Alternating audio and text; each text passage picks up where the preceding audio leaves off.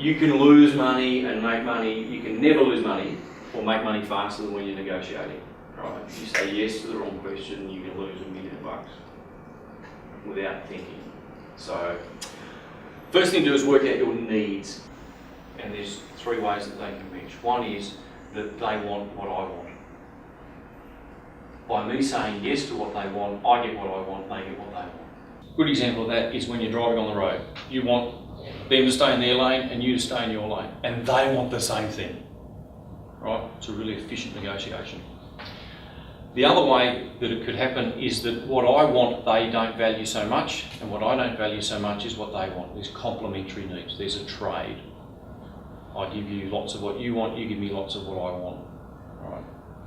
That's so there's room for negotiation. The other is competitive needs. If I get what I want, you can't have what you want.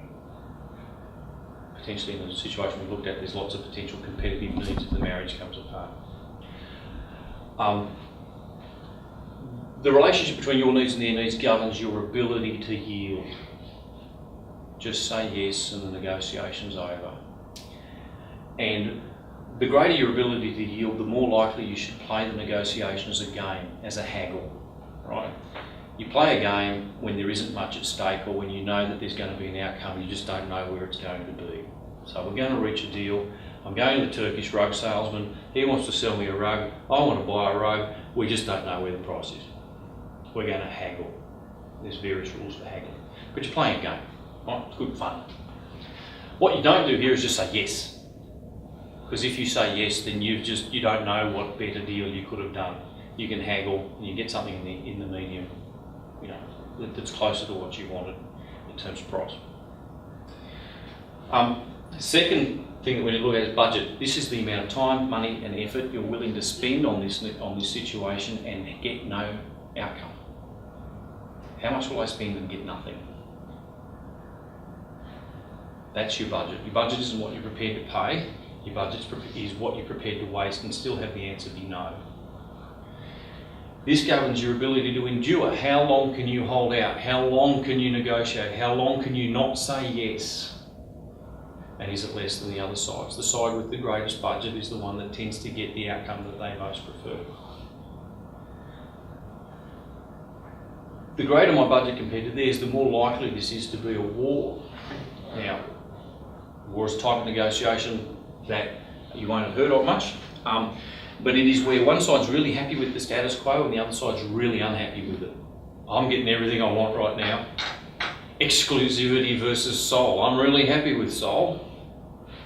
You're really unhappy with soul, you want exclusivity. That's a potential war.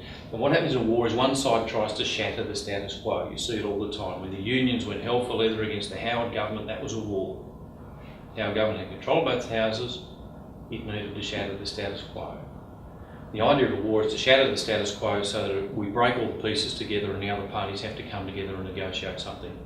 Right? I've forced you away from your preferred position, which is the status quo.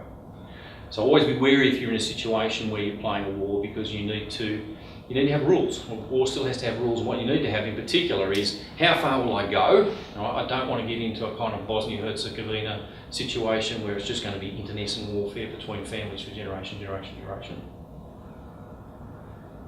And what's the plan for peace?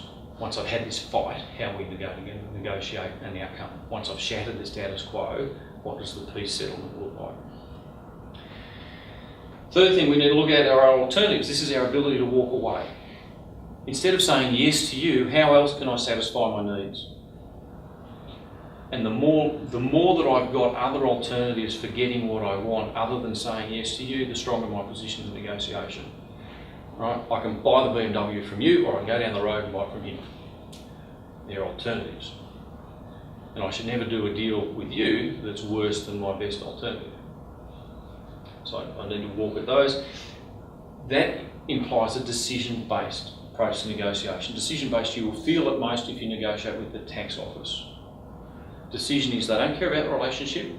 What they're interested in is the information they need to make the best decision in their interests. And they don't care, or they're prepared to starve you of the information you need to work out whether what you're getting is a good deal. I.e., would they be prepared to offer better? Tender situations are exactly the same thing. the tenderer tends to go, here it is, everybody give me your prices. And so I'm getting information from you, you're getting very little information from me about, you know, whether you should do it this way or that way, or would you like this innovative approach or anything like that. I would just say no. I don't care about the relationship. Why? Because I've got options. The final thing we look at is standards, which is, these are the objective standards: market, price, what we've done before, custom and practice, what's legal. There's a whole range of stuff in any one situation. And the more that what you want accords with one of these key standards, then the more power you have in the negotiation. Right? If this process led to divorce, if one party wanted 50-50 and the other party wanted 80-20, whatever reason, I need 80-20 because I got no money and I got no house and blah blah blah, and I got no means of support. The party wanting 50-50 is in a stronger position. Why? Because what they want accords with the objective standards that the court is more likely to apply at the end of the day. The party wanting 80-20 has to go to war, has to make it so unbearable for you to continue to deal with them that you just give in 70-30. That's why divorces go nuts. Somebody wants something that they're not able to get through the objective standard process. So, this is your ability to persuade. Now, we overestimate our ability to persuade others of our views. Most people are set in their views. So this ability to persuade isn't about fantastic arguments or anything like that, but it is really difficult to overcome objective standards. If what I want is anchored to what is generally seen as fair, what has been our custom and practice in the past, if it's a 50-50 split, that sort of stuff, you have to work really hard to overcome that. You can, but you have to work really hard. This is joint problem to be solved. So the win-win, has anyone heard of the principled negotiation approach? Win-win, getting to yes, all that guff. Hate it. The students in my course who follow that approach universally did the worst, because it works where it's a joint problem, i.e. you have a problem, they have a problem. Problem means both of you are unhappy with the outcome if you don't agree. But if someone's got really strong alternatives, then this approach won't work with them. The problem has to be joint, because what it relies upon is open sharing of information, joint exploration of deal options, and a willingness to look at objective standards rather than power. Now that only happens where both sides are at risk. What tends to happen during this negotiation is at some point my problem is solved, and you don't know it. At some point you've made an offer that I regard as acceptable. We're going to reach a deal, and what I'll do is I'll switch to haggling instantly, and you'll lose, in inverted commas. By lose I mean good negotiators, on average, they're getting better than average outcomes. Right? The outcome that you get in any situation is governed by its structure, by these four things. But good negotiators use tools and techniques to shift what everyone else is getting back more towards their way.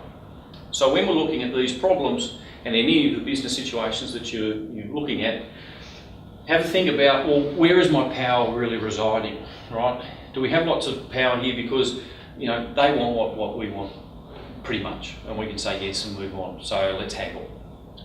Or is it simply I've got deeper pockets than they have, so it doesn't matter whether what I want is good or bad, I can get what I want because I can endure longer than them? Or is the situation reversed, and do I have to find some guerrilla warfare type option to deal with this? Do I have strong alternatives? Are there other alternatives? Do I need to work on them? There are other ways that I can improve my power, my ability to walk away, look at other alternatives. Can I get other sellers? Can I get other options? Can I get another supplier for the same product that's even better than what the Germans have? Can I work on that? And if so, then maybe this is just a decision. What I can do is simply evaluate my two options and make a choice and move on. Right? That's immensely powerful.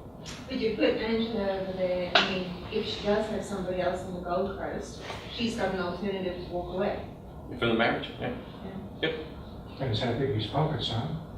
Which will lead to this, right? So what the classic sort of thing in divorce is that one party thinks they've got strong alternatives, and the other party reads that as being that's treating me with disrespect. That is completely undermining my need for respect and my sense of self. So because you're attacking my sense of self, in order to win back that sense of self, I will prove to you that your alternatives are worthless, and I'll do that by launching a war. And my object there is to shatter your world so that you're now forced to admit you've got a problem and come back and negotiate something with me that's close to 50-50. That's divorce. They already have joint problems, don't they, with all that? So you hope so, right? Depends on, and that's the way in which that would often at the end of the day play out in a situation. Yep. And very often what you'll have is denial, where people will try and pretend they don't have it, or convince you that the problem's yours, or my problem's your problem. Can you help me solve my problem? Like, sorry, I can't pay your debt, can you give me more time to pay? Why can't you pay? Oh, because I'm going overseas on a holiday. Well, that's your problem, not my problem. Right, but I'll just try to get you to solve my problem of going overseas without having the money to do it.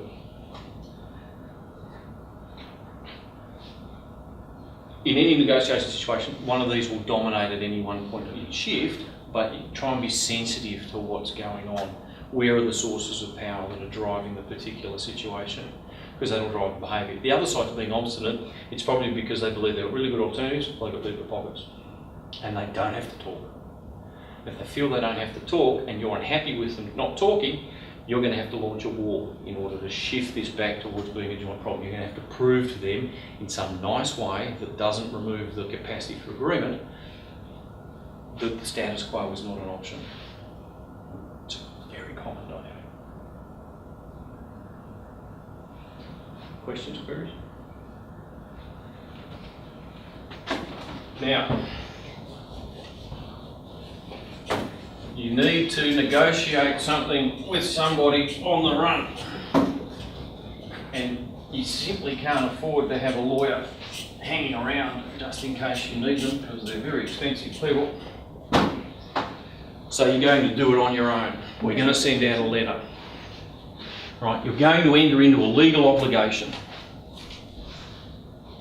How do we do it properly?